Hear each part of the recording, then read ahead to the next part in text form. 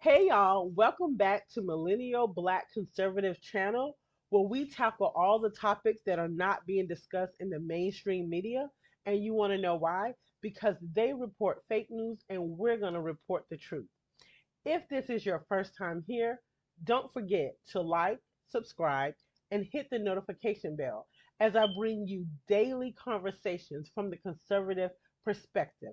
And we're going to look at some of the liberal news and we're going to give you the conservative perspective so we can have the correct point of view. So now today, we are talking about something that the media isn't really celebrating.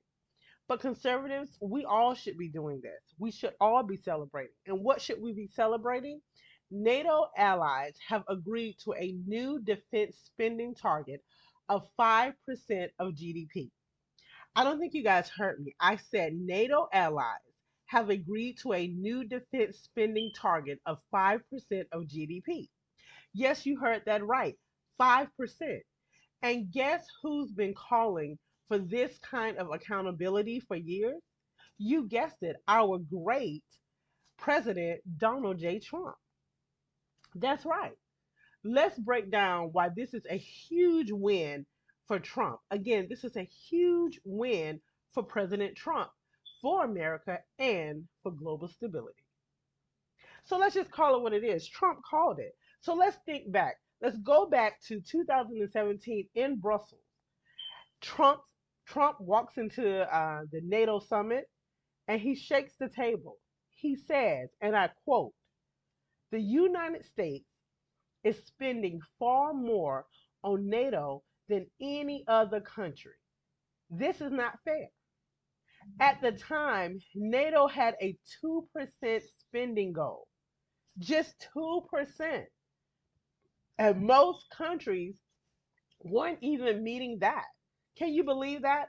They only had to spend 2% towards defense, and most of them wasn't even meeting 2%. Only 5 out of 29 members were holding up their end, Trump said. And that's not good enough. And it's not.